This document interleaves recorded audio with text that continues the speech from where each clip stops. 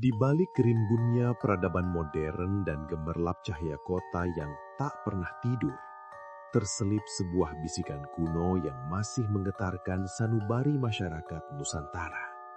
Sebuah larangan yang sering dianggap sekadar disiplin meja makan, namun menyimpan resonansi mistis yang jauh lebih dalam. Pamali makan berpindah-pindah tempat. Bayangkan sebuah senja di pedalaman Jawa atau dataran tinggi Priangan, di mana aroma tanah basah bertemu dengan uap nasi hangat yang baru saja diangkat dari tungku. Namun suasana tentram itu seketika pecah oleh peringatan tajam seorang nenek kepada cucunya yang mencoba membawa piringnya keluar dari ruang makan. Jangan makan berpindah-pindah, nanti dapat ibu tiri.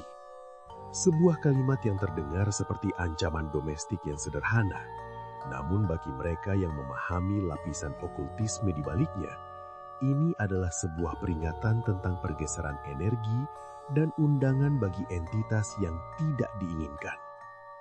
Mengapa perpindahan posisi saat mengonsumsi nutrisi dianggap sebagai pelanggaran sakral terhadap harmoni alam? Apakah benar ibu tiri yang dimaksud hanyalah sosok manusia baru dalam keluarga? Ataukah itu merupakan metafora dari pengasuh gaib yang akan mengambil alih jiwa mereka yang tidak menghargai rezeki bumi? Disinilah kita memulai penelusuran ke dalam lorong waktu yang gelap, membedah bagaimana sebuah tindakan sepele di mata logika modern sebenarnya adalah sebuah ritual yang salah jalan, sebuah pengabaian terhadap titik pusat energi yang seharusnya dijaga demi keselamatan spiritual sang pemakan dari intayan penghuni dimensi lain yang haus akan sisa-sisa kehidupan. Akar sejarah dari larangan ini dapat ditarik jauh ke belakang, melampaui era kolonial hingga ke masa keemasan kerajaan-kerajaan agraris seperti Mataram Islam dan Pajajaran, di mana nasi bukan sekadar komoditas, melainkan personifikasi dari Dewi Sri, sang Dewi kesuburan yang harus diperlakukan dengan penghormatan tertinggi. Dalam naskah-naskah kuno dan tradisi lisan yang dikumpulkan oleh para peneliti okultisme, makan dipandang sebagai sebuah upacara penyatuan antara mikrokosmos manusia dengan makrokosmos alam semesta.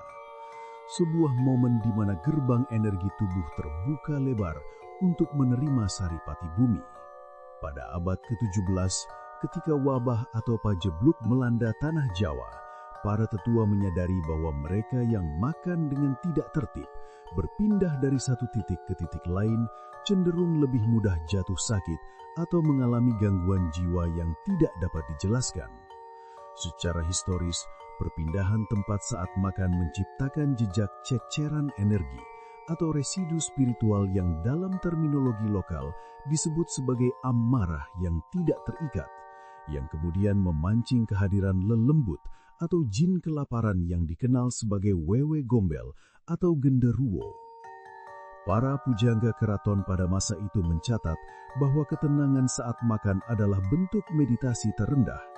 Melanggarnya berarti memutus proteksi gaib yang menyelimuti tubuh, meninggalkan ruang kosong yang siap diisi oleh entitas pengembara yang mencari inang.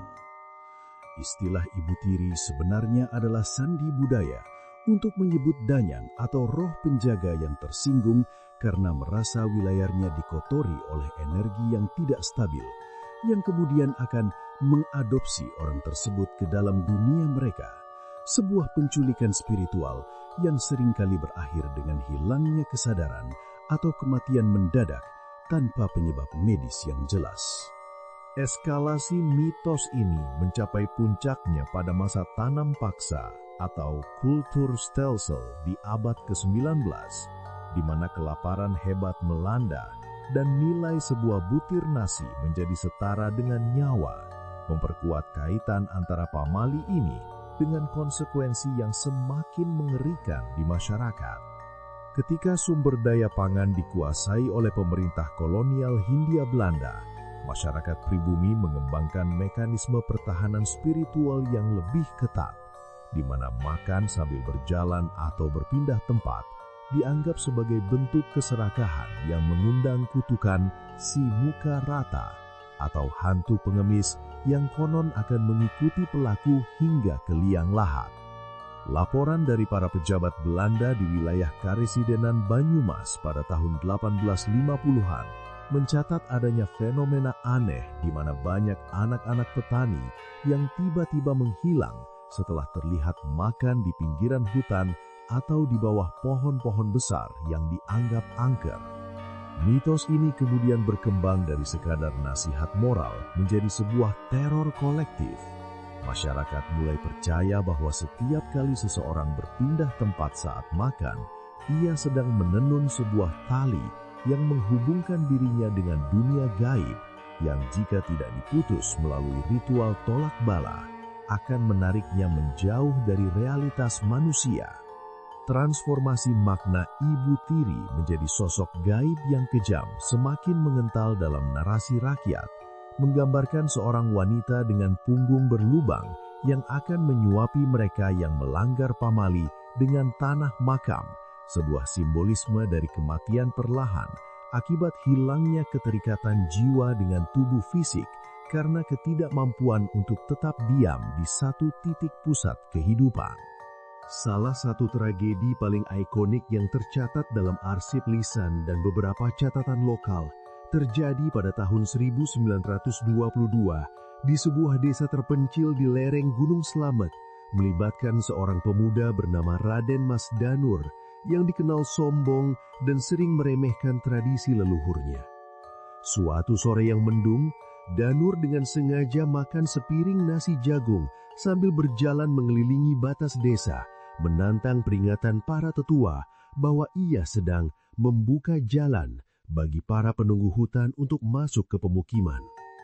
Saksi mata menyatakan bahwa setiap kali Danur berpindah tempat, bayangannya tampak memanjang dan bercabang, seolah-olah ada sosok lain yang sedang menempel di punggungnya dan ikut mengunyah setiap butir nasi yang ia telan. Malam harinya, Danur ditemukan dalam keadaan kaku di tengah sawah dengan piring kosong yang tertanam di dadanya.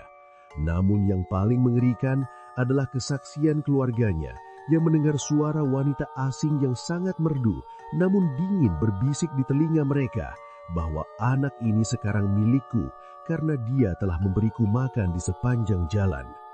Kejadian ini bukan satu-satunya. Pada tahun 1970-an, sebuah kasus serupa dilaporkan di wilayah pinggiran Jakarta, di mana seorang anak yang sering makan sambil bermain di luar rumah mengalami perubahan kepribadian yang drastis, mengklaim bahwa ia memiliki ibu baru yang tinggal di bawah pohon Kamboja yang hanya bisa dilihat olehnya.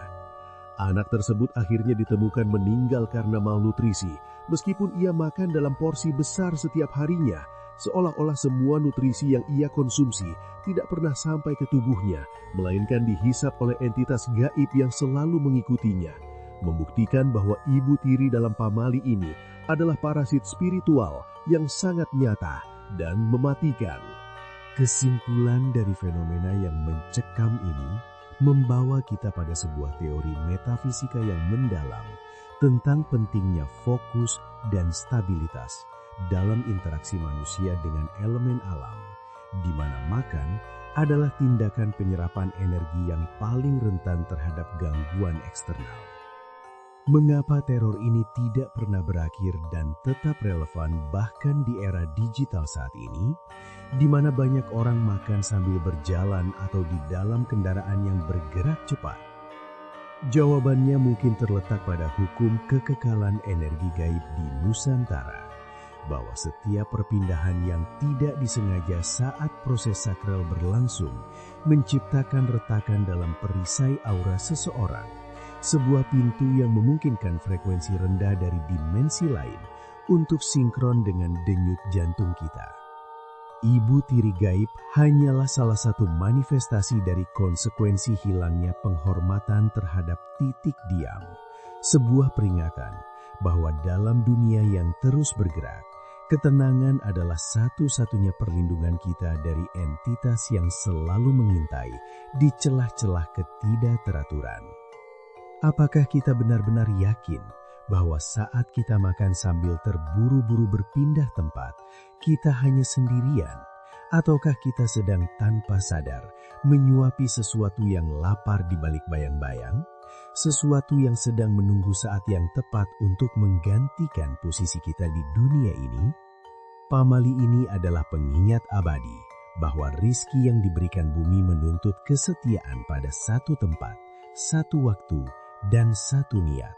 Karena sekali kita melangkah keluar dari lingkaran perlindungan itu, kita mungkin tidak akan pernah benar-benar pulang ke rumah yang sama lagi, selamanya terikat pada pengasuh yang tidak pernah kita inginkan.